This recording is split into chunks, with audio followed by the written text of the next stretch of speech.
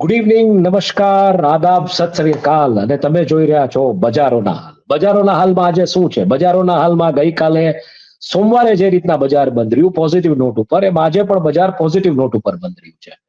0.5% ફરક છે, બહુ જાજો નથી, પણ આઈડિયલી તમે જોવા જાવ તો 65 પોઈન્ટ બંધ રહ્યું છે, એટલે અપ રહ્યું છે 103.70 અંક ઉપર, વધુ ઉપર ગયું છે ને એ પણ 0.42%, એટલે અડધો અડધો ટકો માર્કેટ અપ ગયું છે. હવે મુખ્ય કારણોની જો આજે વાત કરીએ તો આ બજાર એમ કે ભાઈ શું કરવા આટલું સ્ટ્રોંગલી આજે પરફોર્મ કર્યું છે એની જો વાત કરીએ મુખ્ય કારણોની, તો બેઝિકલી શું હતું કે જીએસટી ના સુધારાઓની જે વાત આવી છે, એસએનપીએ જે ભારતનું જે સોવરિન રેટિંગ અપગ્રેડ કર્યું છે, ઓટો અને ઓઇલ ક્ષેત્રે જે પ્રકારના મજબૂત પરિણામો આવ્યા છે, ખાસ કરીને Q1 અને વૈશ્વિક બજારોમાંથી એક પ્રકારના સકારાત્મક સંકેતો, એટલે આ ત્રણ મુદ્દા. પણ આજના વેપાર સત્રની જો અંતેમ આપણે જોઈએ તો દલાલ શ્રી ઉપર એમ કે ભાઈ એક પ્રકારનો સાવચેતી વાળો આશાવાદ જોવા મળ્યો છે. અને મુખ્ય સૂચાંકાંકો છે જે નિફ્ટી ને સેન્સેક્સ, એ મેં તમને કીધું આ કારણોસર જેને કહી શકાય વધારાની સાથે બંધ થયા છે, એટલે ગ્રીન ઝોનમાં પોઝિટિવ કાઉન્ટર્સ ઉપર, અને ખાસ કરીને ઓટો, ઓઇલ અને મીડિયા ક્ષેત્રે સારી એવી કામગીરી જોવા મળી છે. એટલે લૂઝર્સ ગેઇનર્સ આ બધું જોશું તો ખબર પડશે. બજારની સ્થિતિ અને ટર્નઓવરની જો વાત કરીએ, 1811 શેરોમાં વધારો જોવા મળ્યો છે અને 856 શેરોમાં ઘટાડો જોવા મળ્યો. આ ઇન્ડિકેટ કરે છે કે બજાર જે છે એ પોઝિટિવલી અને મજબૂતી તરફ ગયું છે. વ્યવહારોની જો વાત કરીએ તો એનએસસી ઉપર 98,041.49 કરોડ કેશ સેગમેન્ટમાં ધંધો થયો છે, અને ફીચર એન્ડ ઓપ્શન્સમાં 1,78,838.11 કરોડનો ધંધો થયો છે. બીએસસી ની જો વાત કરીએ તો 11,918.33 કરોડનો કેશ સેગમેન્ટમાં ધંધો થયો છે, અને એફએન્ડોમાં 8,029.52 કરોડનો ધંધો થયો છે. ટોપ ગેઇનર્સ, ટોપ લૂઝર્સની જો વાત કરીએ તો ટોપ ગેઇનર્સમાં એનએસસી પર ટાટા મોટર્સ છે, બજાજ ઓટો છે, રિલાયન્સ ઇન્ડસ્ટ્રીઝ છે.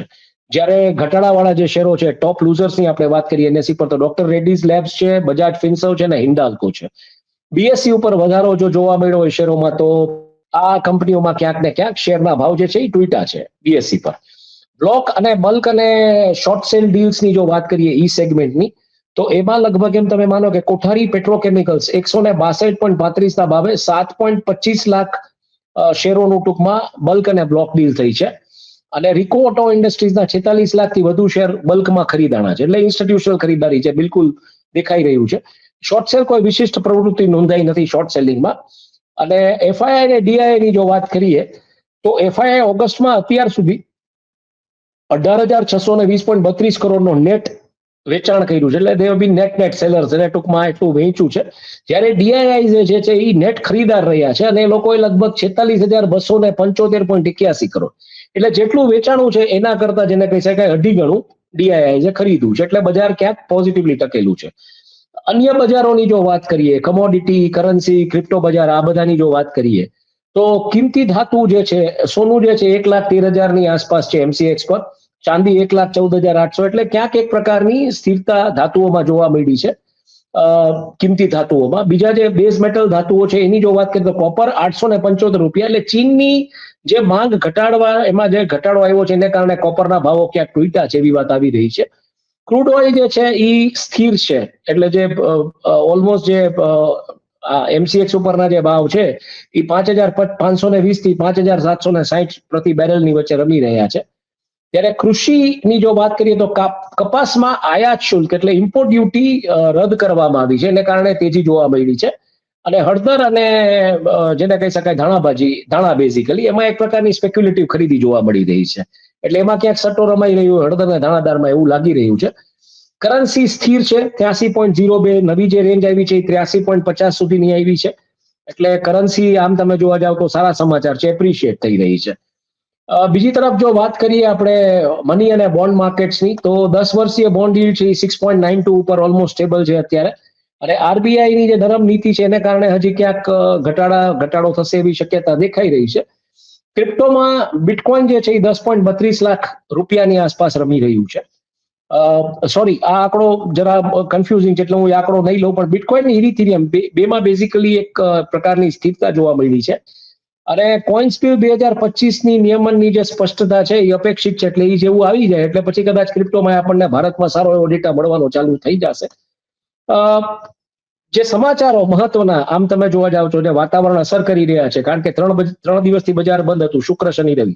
શનિ રવિ રજા હોય છે, પણ શુક્રવારે સ્વતંત્રતા દિવસની રજા હતી અને 16 તારીખે જન્માષ્ટમીનો માહોલ, એટલે આ તહેવારોનો માહોલ એમાં બજાર બંધ હતું. પણ આ દિવસોમાં જે સમાચાર મેઇનલી જે છે એમાં એસએનપી દ્વારા જે ભારતનું રેટિંગ સુધારવામાં આવ્યું છે, પછી પ્રધાનમંત્રી દ્વારા જે જીએસટી ના સુધારાઓની જાહેરાત કરવામાં આવી છે, પછી ટ્રમ્પ અને ઝેલેન્સ્કી પુતિનની જે બેઠક થઈ છે અત્યારે, એમાં જે પ્રકારના જે ટૂંકમાં વલણો બહાર આવી રહ્યા છે, કપાસની આયાતની શુલ્ક જે રીતના રદ કરવામાં આવી છે, હિન્દુસ્તાન ઝિંક દ્વારા ઓલમોસ્ટ 3,832 કરોડના નવા પ્લાન્ટની સ્થાપનાની વાત છે, રિલાયન્સ જીઓ દ્વારા ટેરિફ વધારવામાં આવશે એવી એક વાત આવી રહી છે, અને આઇનોક્સ વિન્ડ દ્વારા ઓલમોસ્ટ 175 કરોડનું એસેટ્સનું જે વેચાણ કરવામાં આવ્યું છે. આ બધા ફેક્ટર્સે ક્યાંક બજાર ઉપર અસર કરી છે, બજારની મોમેન્ટમ ઉપર અસર કરેલી છે.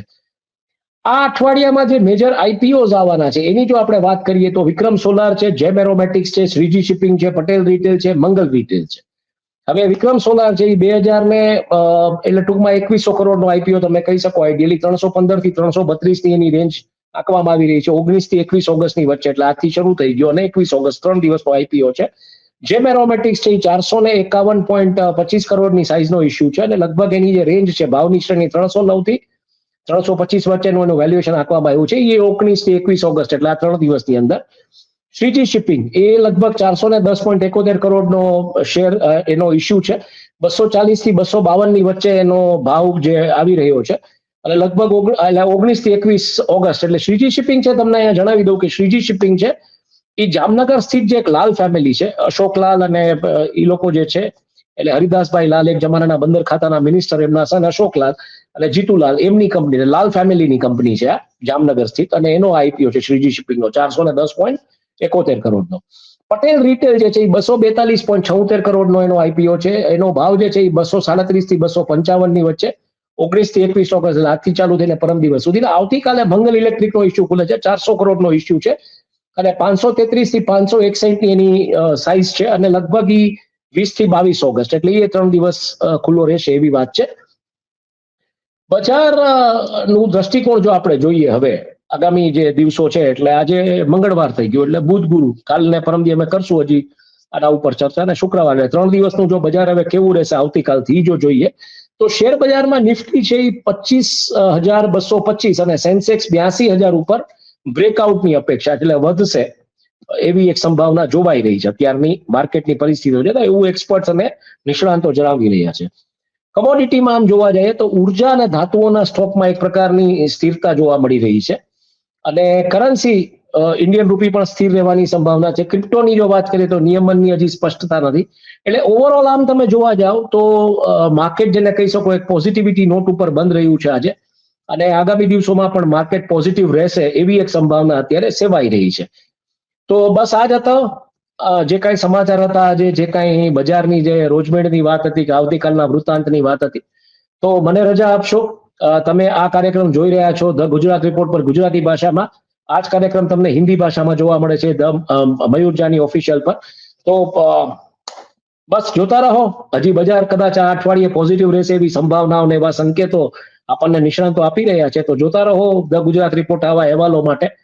અને મને હિમાંશુ ભાઈનીને રજા આપો. આવતીકાલે ફરીથી પાછા આપણે મળીશું આવા જ એક જેને કહી શકાય આખા આલેખ સાથે બજારના, કે બજારમાં શું થઈ રહ્યું છે અને કેવી દિશામાં જશે.